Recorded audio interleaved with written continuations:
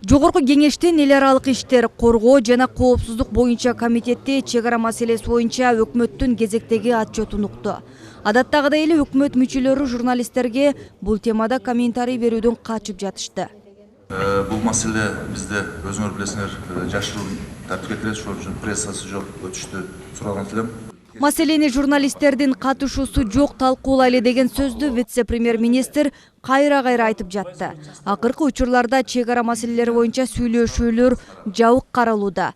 Комитеттин төрагасы Исхак Пирматов талаш пикирлерди жаратпаш үчүн жок дегенде негизги суроолорго жооп берип, коомчулукка маалымат берүүгө чакырды. Жашырын сыр камтыган маалыматтарды кийин айтсак болбойбу? Азыр мындай эми биз өткөндө да Бекназаровду эметип атканда ушундай бир сынга кабылдык. Ал жерде деле бир эч кандай бир сыр деле жок экен эле. Тажикстан менен болгон акыркы сүйлөшүүлөргө ылайык эки өлкө кайсы жерлерди алмаша тургандыгын ушул жылдын март айына чейин чечиши керек. Көп алмашуу участоктор каралып атат бүгүнкү күндө. Негизинен өзүңүздөр билесиздер, ошол Баткен районунун Аксай, Актатыр, Самаркандагы зоналарды аябай бизде биздин жарандар менен Тажик Республикасынын жарандарынын үйлөрү мындай аралашып кеткен.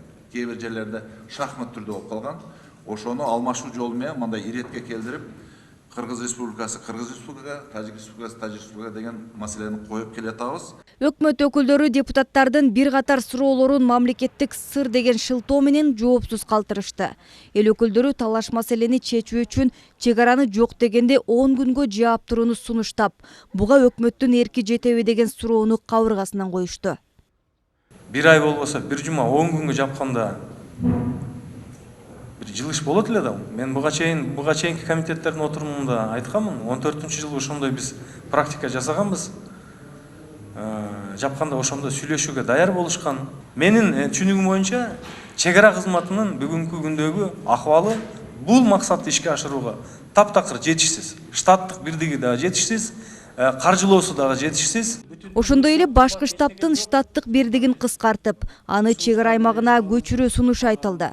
Буга өкмөт мүчөлөрү дагы, чек ара кызматынын өкүлдөрү дагы анчейин маани бербегендей төр көрсөтүштү. Ал тургай бул суроолорго жооп бербей тургандыктарын ачык эле айтышты.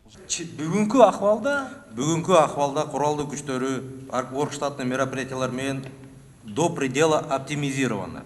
Андан кийинки суроолор Кыргыз-Тажик чек арасы аркылуу аткезчилик жол менен өтүп жаткан күйүүчү май тууралуу болду. Депутаттар чек арадан күн сайын 1,5 миң тонна күйүүчү май өтүп жатканын айтышты.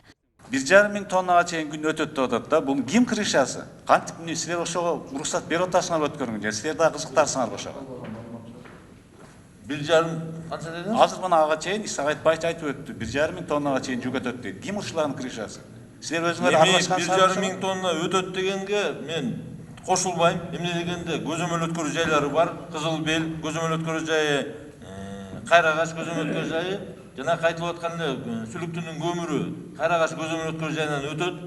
Бул мыйзамдын негизинде. Эгер мыйзамсыз болсо, пункт пропускадан сырткары өтүп аткан болсо, чек арадан не пункта пропуска. Алар боюнча биз иш-чара жүргүзүп атабыз, кармап атабыз. Мен жанакы жыйынтыкта ошон үчүн айтып бердим. Чек ара боюнча Кыргызстан менен Тажикстандын жумушчу топтору 6 ирет жолугушуп, 134 топографиялык карта даярдашкан.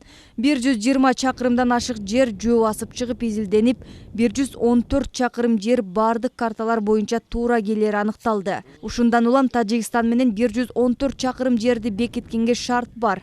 Болгону укуктук негизде пикир келишпестиктер болуп келген. Кезектеги сүйлөшүү үчүн Тажикстандын жумушчу тобу 22 январда Бишкекке келет. Анда ушул маселени чечүүнүн жолдору каралат.